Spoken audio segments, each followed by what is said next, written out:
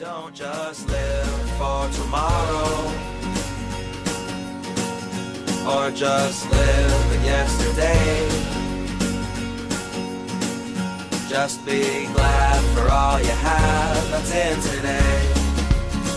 And though you've come through many obstacles. Hey everyone, Connie here, and welcome to my blind reaction to episode 1 of Tiger and Bunny, our new poll series, replacing the Cuphead show. So, I want to start off by apologizing again to everyone who was a fan of Cuphead. The show just disappointed me. A lot of it was just not good to me. It wasn't that it wasn't accurate to the game. It just wasn't good to me for the most part. And I didn't feel like I was willing to continue to watch through stuff that I consider to be bad to just get to a few good episodes here and there. I just don't feel it was worth it. And I wasn't enjoying myself. So I feel like with those reasons, I had to let it go. But we move on, and you guys voted for Tiger and Bunny as its replacement. This was a very close poll, as I mentioned in the poll video, in the winner reveal video, I should say. It was very close, and all of the entries on it were in the lead at one point, but it ended out with Tiger and Bunny in the lead. And so, yeah, I'm excited for this because this was the one I kind of wanted to win the most. And here's why. I had seen a little bit of Tiger and Bunny in the past. Not a lot, like a few episodes, a handful of episodes. And I remember some key things about it, but I don't remember all the details. So I know this is obviously a superhero series. I think going into that, that's kind of the big, well-known thing. I know that in the world of Tiger and Bunny, superheroes are commercialized. They are sponsored by big-name companies and products, and they're seen as a commodity more than, people who are saving other people. And I know that Tiger and Bunny are the names of the main characters. They're the hero names, obviously.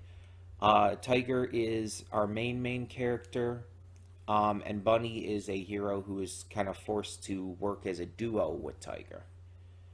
And that's the most I know of this. There's other little things, like I know there's another character in here who I don't remember his name, but he wears red, and I think he's actually gay. Like, I think his character is legitimately gay.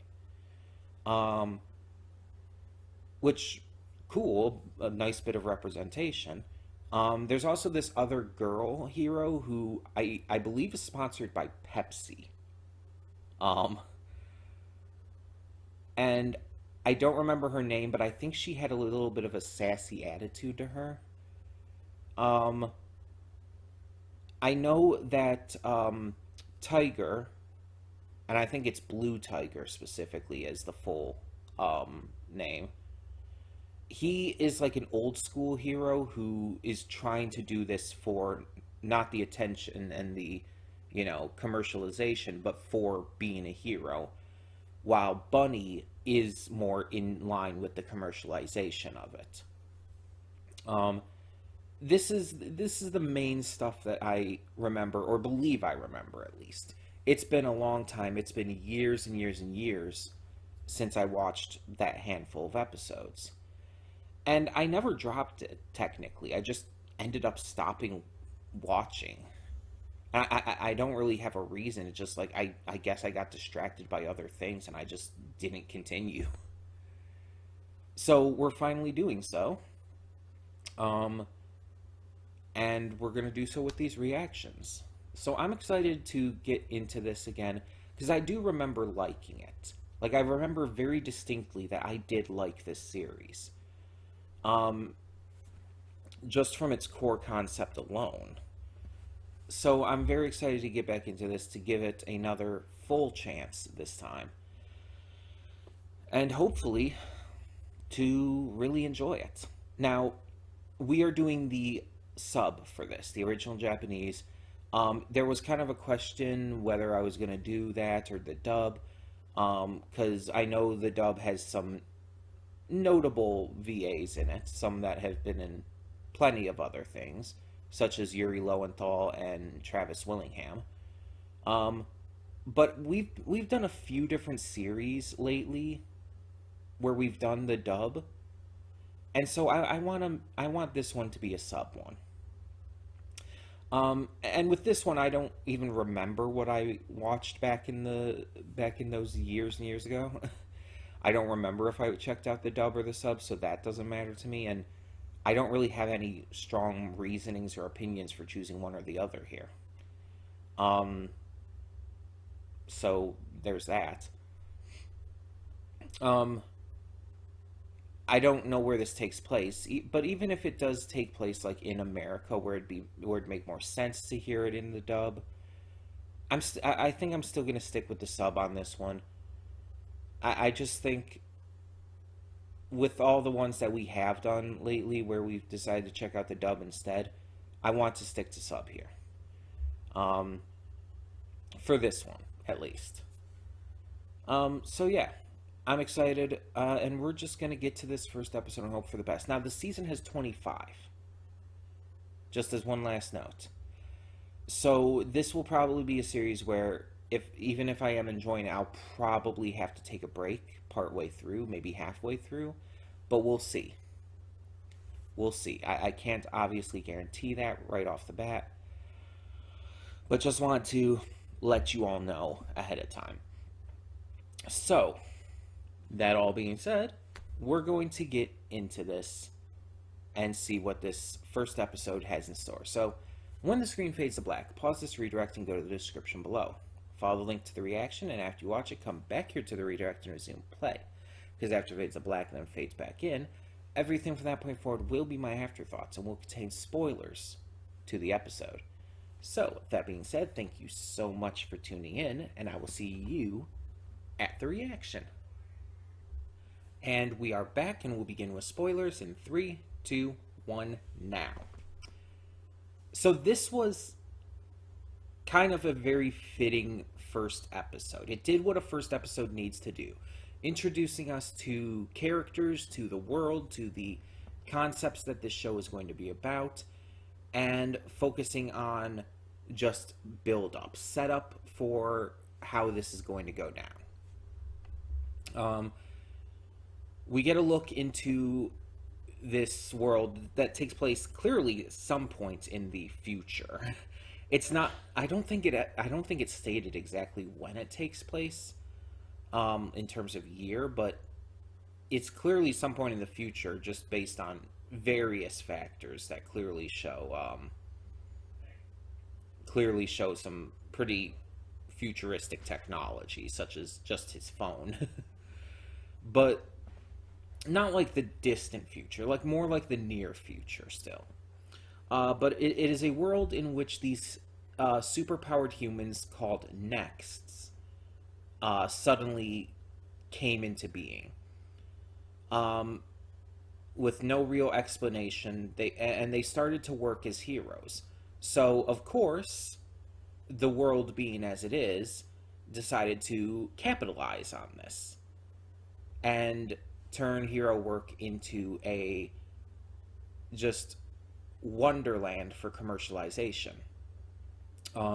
You have heroes being sponsored by these companies. You have their hero work being set up as a television program for people to watch. And even the heroes themselves are kind of forced into acting in certain ways to, just sell the drama and the action and everything.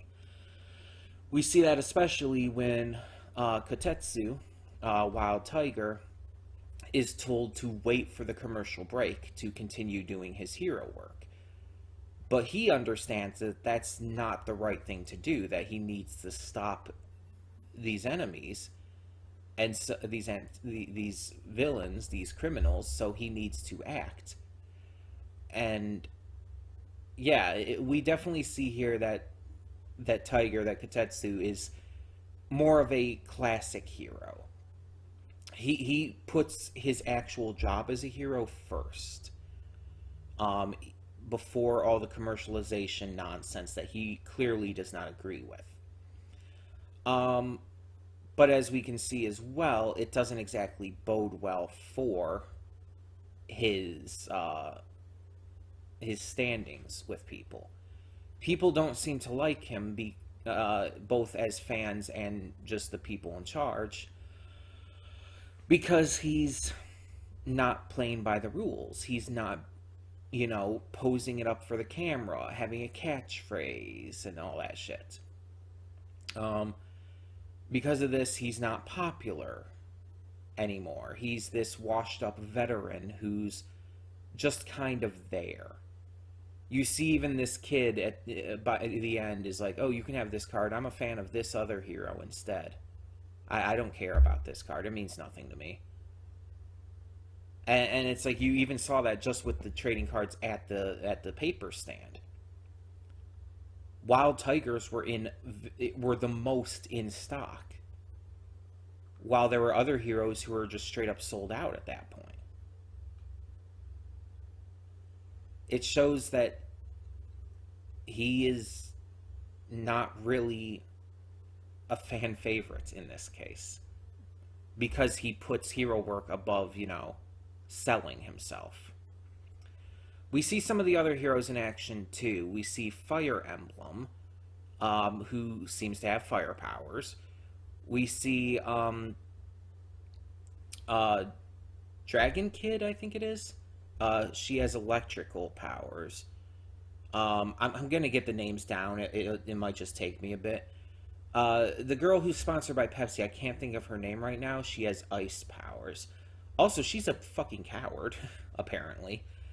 She doesn't seem to be very brave and seems to run away from actual danger if she's in it. We have the bull guy. I don't remember the exact full name. He seems to have strength, maybe a bit of speed as well. And he seems to actually have a somewhat good rapport with Tiger. They don't seem to be like really that against each other. They have each other's number.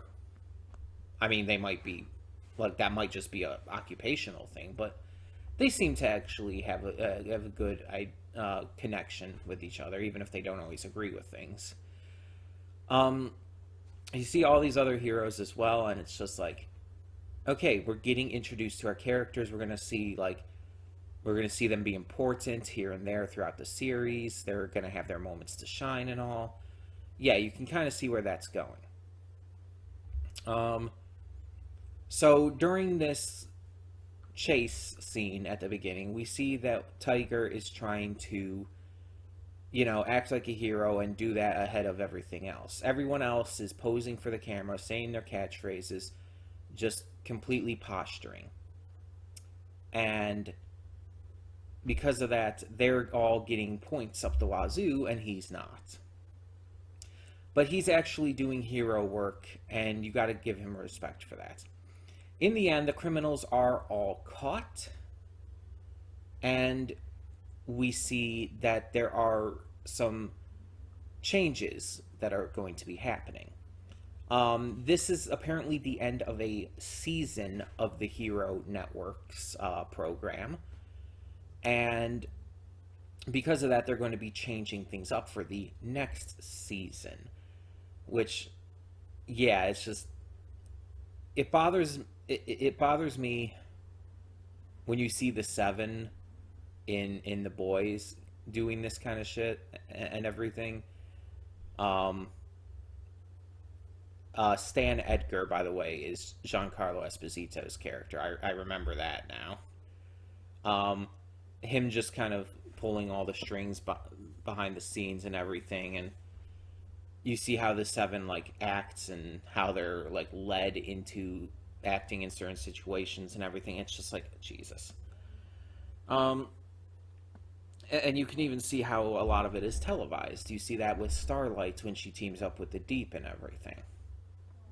Um, so yeah, it's just, it bothers me seeing that kind of thing because I agree with Tiger that hero work shouldn't be this commercialized capitalistic nonsense.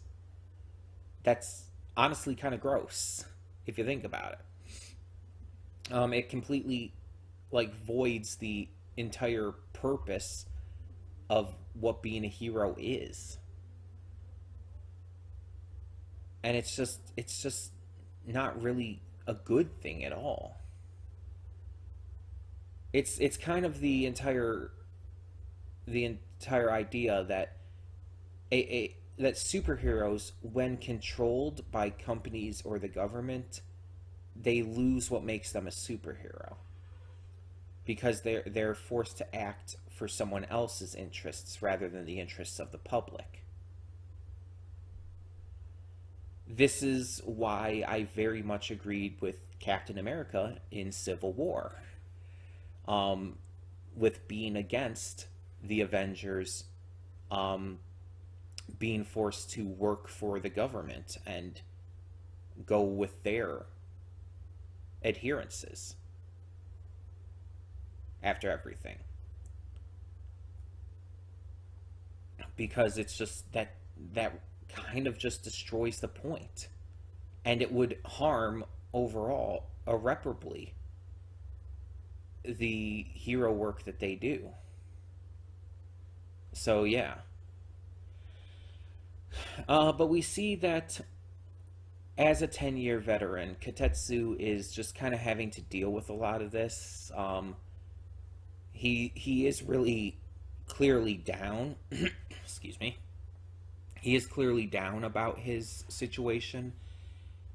Not really a fan of how he's treated and how people look at him. He tries to like get a little more attention, and I think that this is in a way going to be a bit of a comeback story in that regard. Like his team up with Bunny is going to help reinvigorate him. Um, and let's talk about Barnaby. So Barnaby, I think it was Barnaby Jones Jr. I think no, no, Barnaby Brooks, something like that. Um, no, Barnaby Jones is someone else. Okay, I can look this up. I can look up his name because it did mention his name in the episode. Um,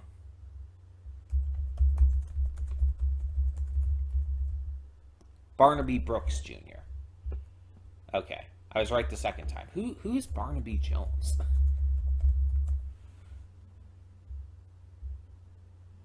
Okay, Barnaby Jones was apparently a TV drama. They had William Shatner in it, I guess. Okay. Um, Random. Um, I probably heard of it randomly here or there, but anyways, so yeah, Barnaby Brooks Jr. He is Bunny. I don't know if that's actually his hero name, but that is at least how he's referred to in the title. He's kind of the new shit. He's a hero who just debuted at the end of the season, and he does not currently have a sponsor. He also seems very high and mighty in his personality. Like, even when we see the kid trying to get the balloon at the end, he just, like, kind of scoffs and walks on by. He also seems to be very modern when it comes to heroes. Unlike Tiger, he's more in the modern age and sees people like Tiger as, well, fossils. And so he is definitely more in line with his own ideals in that regard. He even shows his face and his identity, which is unheard of. Because we see Tiger even has to hide his identity from his young daughter, who is in the custody of his mother due to, his work. And it's really sad when you think about it, that he can't even have custody of his daughter because his work is not only just dangerous, but because he has to keep his secret identity. Like, I'm sure he gets to see her. I'm sure that they get to see each other and spend time together, but that's still sad. Um, his mother knows. She knows that he's a hero, but I mean, that one, I guess, would kind of make sense, because if these super powered heroes and all are like born with these powers and all, like, I think she would kind of figure that out. But it is something he could hide from his daughter. And his wife seems to be out of the picture. We don't know if she's dead or if she just walked out. We see pictures of her, but she seems to be out of the picture for now, no matter what. And yes, that wordplay was intentional. But yeah, this is definitely set up. It's an episode that works as a first episode to get us excited, get us interested, get us invested, and introduce us to the core concepts and characters of this world. It brings us in a very believable way and makes us side with Tiger right off the bat. We see his points, and we can very easily see right away why the commercialization of heroes is a bad thing. Why it's just not okay, really. They don't really hide that. And I like that. I think that's a smart thing to do. Just like The Boys very much showcases how it's a very bad thing. Though, to be fair, I think The Boys may be a little more realistic in its approach. Like, if this kind of thing were to happen in real life, I think it would be more like The Boys than this. Like, this is, like, super heavy in the commercialization. Like, almost comically heavy with it. And The Boys is a little more, like, I feel like a little more grounded in that regard. And feels like a little more like, oh yeah, this is how it would actually be. It's still shitty, it's still really bad, and it's still fucked up, but not quite to a comical level. You know what I mean? But this is an anime, and a lot of anime do tend to go over the top, oftentimes. Not always. There are plenty of anime that are very grounded and very real. But a lot of anime, especially action anime and superhero anime and stuff like that, yeah, they tend to go pretty over the top. So we're gonna have to see how this goes as it continues. But yeah, there were definitely certain things I was remembering as we went along from when I watched this a long time ago. The ranking system, for an example, the fact that they were like ranked and got points and everything, it's like that did come back to me as I saw it. It's like, oh yeah, that was a thing. But then there were other things that I just didn't entirely remember, such as the specifics about the company that Tiger was working for shutting down and him having to work under a new one. Obviously, I knew about the hero team thing, but didn't know the details surrounding it and everything. So, for the time being, tell me in the comments below what you thought of this first episode of Tiger and Bunny. I believe this has multiple seasons, and I think it has a movie or two as well. We'll just handle it as we go and cover it as we do. But tell me your thoughts down below, and thank you so much for tuning in. For now, I'm Connie, and I'm signing off. See y'all next time.